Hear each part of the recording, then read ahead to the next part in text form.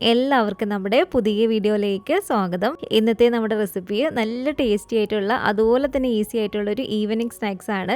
മസാലയൊന്നും വഴറ്റി ഒരുപാട് സമയമൊന്നും കളയാതെ തന്നെ വളരെ ഈസി ആയിട്ട് നമുക്ക് ചെയ്തെടുക്കാൻ പറ്റിയ ഒരു പലഹാരമാണ് കേട്ടോ. അപ്പോൾ ഈവനിങ് ഒക്കെ നമുക്ക് നല്ല ചൂട് ചായയുടെ ഒക്കെ ഒപ്പം നല്ല ടേസ്റ്റിൽ തയ്യാറാക്കിയിട്ട് എടുക്കാൻ പറ്റിയ ഒരു ചിക്കൻ ഡോണറ്റ് എങ്ങനെയാണ് തയ്യാറാക്കുന്നതെന്ന് നമുക്കൊന്ന് കണ്ടു നോക്കാം. ഈ ഒരു വീഡിയോ കണ്ടുകൊണ്ടിരിക്കുന്ന സമയത്ത് നിങ്ങൾക്ക് ഇഷ്ടപ്പെടുവാണെങ്കിൽ മറക്കാതെ തന്നെ ഒരു ലൈക്ക് ബട്ടണും കൂടെ ഒന്ന് ക്ലിക്ക് ചെയ്യണേ. ചാനൽ ഒന്ന് സബ്സ്ക്രൈബ് ചെയ്ത് സപ്പോർട്ടും കൂടി ചെയ്യുക. അപ്പോൾ ആദ്യം തന്നെ നമുക്കിതിലേക്ക് വേണ്ടത് ഒരു 400 ഗ്രാം അളവിൽ ബോൺലെസ് ചിക്കൻ ആണ് കേട്ടോ. എല്ലില്ലാത്ത ചിക്കൻ വേണം നമ്മൾ ഇതിലേക്ക് എടുക്കാൻ വേണ്ടിയിട്ട്. ഞാനിപ്പോൾ ഇവിടെ എടുത്തിരിക്കുന്ന ഒരു ചിക്കൻ ഒരു 5 മിനിറ്റോളം ഞാനൊന്ന് വേവിച്ചെടുത്തിരിക്കുന്ന ചിക്കനാണ് കേട്ടോ. കുറച്ച് കുരുമുളക് പൊടി ഉപ്പ് ഇട്ടിട്ട് ഒരു 5 മിനിറ്റോളം ഞാനൊന്ന് വേവിച്ചെടുത്തിരിക്കുന്ന ചിക്കനാണ്. സാധാരണ നമ്മൾ ചിക്കൻ ഡോണറ്റ് ഉണ്ടാക്കുന്നത് ഈ ഒരു ഇറച്ചി വേവിക്കാതെ തന്നെ മിക്സിയിലിട്ട് അടിച്ചിട്ട് അത് ഫ്രൈ ചെയ്യുന്ന ഒരു സമയത്താണ് നമ്മൾ വേവിച്ചിട്ടെടുക്കുന്നത്. അപ്പോൾ അങ്ങനെ ചെയ്യാൻ നിങ്ങൾക്ക് താല്പര്യം ഇല്ലെങ്കിൽ ഇതുപോലെ വേവിച്ചിട്ടെടുക്കാനാണ് കേട്ടോ. അപ്പോൾ ഇനി ഒരു ചിക്കൻ നമുക്ക് ഈ ഒരു മിക്സിയുടെ ജാറിലേക്ക് ഇട്ട് കൊടുക്കാം. ഇനി നമുക്കിതിലേക്ക് വേണ്ടത് ഇതുപോലെ ഒരു 3 ഉരുളക്കിഴങ്ങ് നന്നായിട്ട് പുഴുങ്ങിയെടുത്തിരിക്കുന്നതാണ് കേട്ടോ. നല്ല പോലെ തന്നെ വേകുന്ന രീതിയിൽ വേണം നമ്മൾ പുഴുങ്ങിയെടുക്കാൻ വേണ്ടിയിട്ട്. ചെറിയ ഉരുളക്കിഴങ്ങാണ് 3 എടുത്തിരിക്കുന്നത്. നിങ്ങളൊരു മീഡിയം വലിപ്പമുള്ളതൊക്കെയാണ് എടുക്കുന്നതെങ്കിൽ 2 മാത്രം എടുത്താൽ മതി. അപ്പോൾ ഒരു ഉരുളക്കിഴങ്ങ് കൂടി ഇതിലേക്ക് ഇട്ട് കൊടുത്തിട്ട് നമുക്കിതെല്ലാം കൂടി ജസ്റ്റ് ഒന്ന് കറക്കി എടുത്തിട്ട് വരാം. അരക്കരുതങ്ങ് ജസ്റ്റ് ഒന്ന് കറക്കി എടുത്താൽ മതി. അപ്പോൾ ഇത് കണ്ടല്ലേ, ഇതുപോലെ നമ്മളൊന്ന് കറക്കി എടുത്തതിന് ശേഷം ഇനി നമുക്കിതിലേക്ക് ചേർത്ത് കൊടുക്കേണ്ടത് ഇതൊരു മീഡിയം വലിപ്പമുള്ളൊരു സവാള ഈ ഒരു വലിപ്പത്തിലൊന്ന് കട്ട് ചെയ്തിട്ടെടുത്താണ്. അത് നമുക്കിതിലേക്ക് ഇട്ട് കൊടുക്കാം. അതുപോലെ തന്നെ ഒരു 2 പച്ചമുളക് കട്ട് ചെയ്തതും 1 ടീസ്പൂൺ അളവിൽ വെളുത്തുള്ളിയും 1 ടീസ്പൂൺ അളവിൽ ഇഞ്ചിയും കൂടി ഇട്ട് കൊടുക്കുകയാണ്. ഇനി ഇതിലേക്ക് നമുക്കൊരു 1/2 ടീസ്പൂൺ അളവിൽ ചെറിയ ജീരകത്തിൻ്റെ പൊടിയും അതുപോലെ തന്നെ ഒരു 1/2 ടീസ്പൂൺ അളവിൽ ഗരം മസാലയും കൂടി ഇട്ട് കൊടുക്കുകയാണ്. ഇതൊരു 1/4 ടീസ്പൂൺ അളവിൽ മല്ലിപ്പൊടിയാണ്. അതുപോലെ തന്നെ ഒരു 1/4 ടീസ്പൂൺ അളവിൽ കുരുമുളക് പൊടിയും 1 ടീസ്പൂൺ അളവിൽ മുളക് പൊടിയും കൂടെ നമുക്ക് ഇതിലേക്ക് ചേർത്ത് കൊടുക്കാം. കാശ്മീരി മുളകല്ല, സാധാ എരിവുള്ള മുളക് പൊടിയാണ് കേട്ടോ. ഇനി ഇതിലേക്ക് ആവശ്യത്തിനുള്ള ഉപ്പും കൂടി ഇട്ട് കൊടുക്കാം. ഇതൊരു 2 ടേബിൾ സ്പൂൺ അളവിൽ മല്ലിയില ചെറുതായിട്ടൊന്ന് കട്ട് ചെയ്തിട്ടെടുത്താണ്. അതും കൂടി ഇട്ട് കൊടുക്കുകയാണ്. ഇനി നമുക്കിതിലേക്ക് ചേർത്ത് കൊടുക്കേണ്ടത് ഒരു കോഴിമുട്ടയുടെ ഇതുപോലെ ഒരു മഞ്ഞക്കരി മാത്രം എടുത്തിട്ട് ഇതിലേക്ക് ഇട്ട് കൊടുക്കാം. ഒരു വെള്ളം ചേർത്ത് കൊടുക്കേണ്ട, മഞ്ഞക്കരി മാത്രം ഇതിലേക്ക് ഇട്ട് കൊടുത്തിട്ടുണ്ട്. ഇനി നമുക്ക് ഇതെല്ലാം കൂടി ചേർത്ത് കൊടുത്തിട്ട് ഒരു 3-4 തവണയായിട്ട് നമുക്കിതിലൊന്ന് കറക്കി എടുത്തിട്ട് വരാം കേട്ടോ. ഒരുപാടിട്ട് നമ്മളങ്ങ് അരക്കരുത്. 1-2 തവണ നമ്മളൊന്ന് കറക്കിയതിന് ശേഷം അത് തുറന്നിട്ട് സ്പൂൺ വെച്ചിട്ട് എല്ലാം കൂടെ ഒന്ന് മിക്സ് ചെയ്ത് കൊടുക്കുക. വീണ്ടും ഒരു 3-4 തവണ കൂടെ ഒന്ന് കറക്കി എടുക്കുമ്പോഴത്തേക്കും നമുക്ക് ഈ ഒരു പാകത്തിന് കിട്ടും കേട്ടോ. നമ്മൾ മിക്സിയിൽ ഹൈ സ്പീഡിൽ ഇട്ടൊന്നും അരച്ചിട്ടെടുക്കരുത്. കറക്കി എടുത്തിട്ട് ഈ ഒരു പാകത്തിന് നമ്മളൊന്ന് റെഡിയാക്കിയിട്ട് എടുക്കുക. അപ്പോൾ ഇനി ഇതെല്ലാം കൂടെ നമുക്ക് വേറൊരു പാത്രത്തിലേക്ക് ഇതുപോലെ ഇട്ട് കൊടുക്കാം.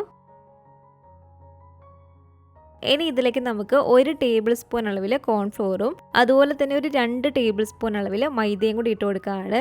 നമ്മൾ നേരത്തെ തന്നെ ഉപ്പ് ചേർത്ത് കൊടുത്തിരുന്നു. അപ്പോൾ ഇതിലേക്ക് ഉപ്പ് നോക്കിയിട്ട് വേണമെങ്കിൽ മാത്രം ചേർത്ത് കൊടുത്താൽ മതി. ഇനി ഇതെല്ലാം കൂടി ചേർത്ത് കൊടുത്തിട്ട് നമുക്ക് നന്നായിട്ടൊന്ന് മിക്സ് ചെയ്തിട്ട് എടുക്കാം.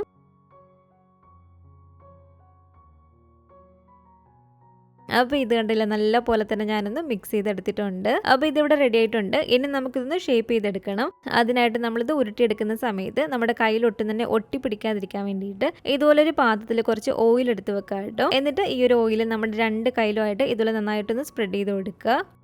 അതിനുശേഷം ഇതിൽ നിന്ന് ചെറിയൊരു ഉരുള എടുത്തിട്ട് കൈ കൊണ്ട് നന്നായിട്ട് ഉരുട്ടിയെടുക്കുക കേട്ടോ. ആദ്യം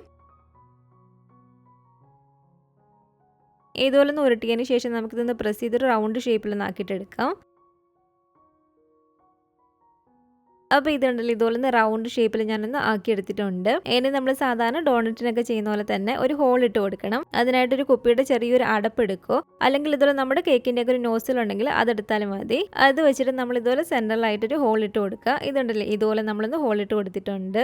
കൈ കൊണ്ടാണെങ്കിലും ഒരു ഹോൾ ഇട്ട് കൊടുത്താൽ മതി കേട്ടോ. അപ്പോൾ ഇതുണ്ടല്ലേ, നമ്മളിത് വെച്ച് കൊടുക്കുന്ന പാത്രത്തിൽ ഇത് ഒട്ടിപ്പിടിക്കാതിരിക്കാൻ വേണ്ടിയിട്ട് ആ ഒരു പാത്രത്തിൽ കുറച്ച് ഓയിലൊന്ന് സ്പ്രെഡ് ചെയ്ത് കൊടുക്കുക.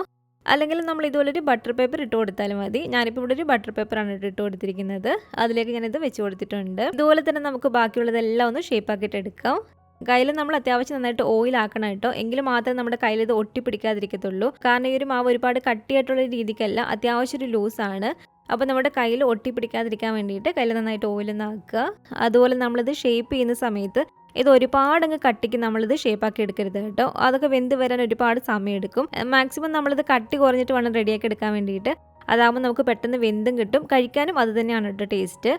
ഇതുപോലെ നമ്മളിത് ഷേപ്പാക്കി എടുത്തതിന് ശേഷം അപ്പോൾ തന്നെ നമുക്കിത് മുട്ടയിൽ മുക്കി ബ്രെഡ് ക്രംസ് ആക്കി ഇത് ഫ്രൈ ചെയ്തിട്ട് എടുക്കാം. പക്ഷേ ഞാനിപ്പോൾ ഇതൊരു 40-45 മിനിറ്റോളം ഫ്രീസറിൽ വെച്ചിട്ടാണ് കേട്ടോ ഇതൊന്ന് ഫ്രൈ ചെയ്തിട്ട് എടുക്കുന്നത്. അതാകുമ്പോൾ അത്യാവശ്യം നമ്മുടെ കയ്യിലൊക്കെ പിടിക്കുന്ന രീതിക്ക് നമുക്കൊന്ന് ഉറച്ച് കിട്ടും. അങ്ങനെ നമ്മളിത് ഫ്രീസറിൽ വെച്ചിട്ട് എണ്ണയിലേക്ക് ഇട്ട് കൊടുക്കുമ്പോൾ അതിൻ്റെ ഉള്ളൊക്കെ വേഗമെന്ന് പലർക്കും ഒരു സംശയം കാണും. അങ്ങനെ പേടിക്കാൻ വേണ്ട കേട്ടോ. ആ ഒരു ചൂട് തട്ടുമ്പോൾ തന്നെ അതിൻ്റെ ഒരു തണുപ്പൊക്കെ പോയി നന്നായിട്ട് ഉള്ളൊക്കെ വെന്ത് നല്ല മൊരിഞ്ഞ് നമുക്ക് കിട്ടും. അപ്പോൾ ഞാനിപ്പോൾ ഇതൊരു 45 മിനിറ്റോളം ഫ്രീസറിലേക്ക് എടുത്ത് വെച്ച് കൊടുക്കുകയാണ്. ഫ്രീസറിൽ നമ്മൾ ഇതുപോലെ ഒരു 40-45 മിനിറ്റ് ഒക്കെ വെച്ച് കൊടുക്കുമ്പോൾ തണുപ്പ് ഒരുപാട് കൂട്ടി ഇട്ട് കൊടുക്കരുത്. നോർമൽ ആയിട്ടുള്ള ഒരു തണുപ്പ് മാത്രമേ ഉണ്ടാവുള്ളൂ. അപ്പോൾ ഒരു 40-45 മിനിറ്റ് ഒക്കെ കഴിഞ്ഞതിന് ശേഷം ഇതുപോലെ ഒരു പാത്രത്തിലേക്ക് ഞാൻ ഒരു 2 കോഴിമുട്ട ഒന്ന് പൊട്ടിച്ചുറ്റി കൊടുക്കുകയാണ്. ഇതിലേക്ക് കുറച്ച് കുരുമുളക് പൊടിയും കുറച്ച് ഉപ്പും കൂടി ഇട്ട് കൊടുത്തിട്ട് നന്നായിട്ട് നമുക്കൊന്ന് മിക്സ് ചെയ്തിട്ട് എടുക്കാം. നമ്മൾ ആദ്യം എടുത്ത് വെച്ചിരിക്കുന്ന ഒരു മുട്ടയുടെ ഒരു വെള്ളയില്ലേ, അതും കൂടെ ഞാൻ ഇതിലേക്കൊന്ന് ഒഴിച്ചു കൊടുത്തിട്ടുണ്ട് കേട്ടോ. നന്നായിട്ട് നമുക്കിനി ഇതൊന്ന് മിക്സ് ചെയ്തിട്ട് എടുക്കാം. ചെറിയ മുട്ടയാണെങ്കിൽ മാത്രം എടുത്താൽ മതി, 2 ഒക്കെ. അത്യാവശ്യം വലിപ്പമുള്ള മുട്ടയാണെങ്കിൽ ഒരു മുട്ടയും പിന്നെ നമ്മൾ എടുത്ത് വെച്ചിരിക്കുന്ന ഒരു മുട്ടയുടെ ഒരു വെള്ളയില്ലേ, അതും കൂടെ മതിയായിരിക്കും. അപ്പോൾ ഇനി ഇതെല്ലാം കൂടി ചേർത്ത് കൊടുത്തിട്ട് നമുക്ക് നല്ല പോലെ തന്നെ ഒന്ന് മിക്സ് ചെയ്തിട്ട് എടുക്കാം. ഇനി നമുക്കിതിലേക്ക് വേണ്ടത് ഇതുപോലെ കുറച്ച് മൈദയാണ്. അതുപോലെ തന്നെ ഇനി വേണ്ടത് ഇതുപോലെ ബ്രെഡ് ക്രംസും ആണ് കേട്ടോ. നമ്മൾ വീട്ടിൽ തന്നെ ഉണ്ടാക്കിയിട്ടുള്ള ബ്രെഡ് ക്രംസോ അല്ലെങ്കിൽ കടയിൽ നിന്ന് വാങ്ങിച്ചിട്ടുള്ളതോ ഏത് വേണമെങ്കിലും നിങ്ങൾക്ക് എടുക്കാവുന്നതാണ്. അത്യാവശ്യം നല്ല ഫൈനായിട്ട് നമ്മൾ സാധാരണ എടുക്കുന്ന ഒരു പൊടിഞ്ഞിട്ടുള്ള ഒരു ബ്രെഡ് ക്രംസോ അല്ലെങ്കിൽ ഇതുപോലെ ഈ ഒരു പാൻകോ ടൈപ്പ് ബ്രെഡ് ക്രംസ് വേണമെങ്കിൽ എടുക്കാവുന്നതാണ്.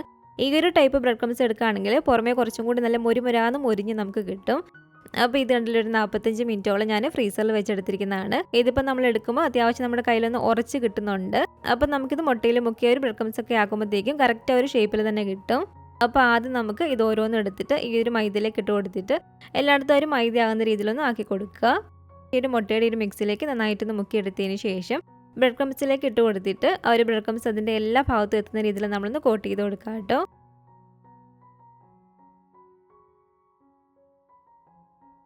ഇതുപോലെ നമ്മൾ ബ്രെഡ് ക്രംസ് കോട്ട് ചെയ്യുന്ന സമയത്ത് ആ ഒരു ഹോൾ അടഞ്ഞാൽ ഇതുപോലെ നമ്മളൊരു സ്പൂൺ വെച്ചിട്ട് നിന്ന് കറക്റ്റ് ലെവലാക്കി കൊടുത്താൽ മതി ഈ ഒരു രീതിക്ക്. അപ്പോൾ ഇത് കണ്ടില്ലേ, ഇത്രേ ഉള്ളൂ. ഇതുപോലെ തന്നെ നമുക്ക് എല്ലാം ഒന്ന് ചെയ്തിട്ടെടുക്കാം കേട്ടോ.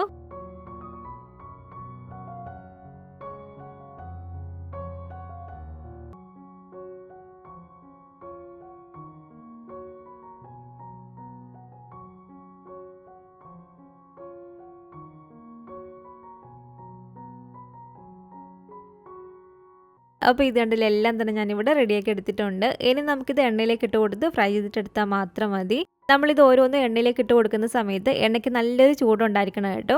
ചൂട് കുറഞ്ഞ എണ്ണയിലേക്ക് നമ്മളിത് ഒരിക്കലും ഇട്ട് കൊടുക്കരുത്.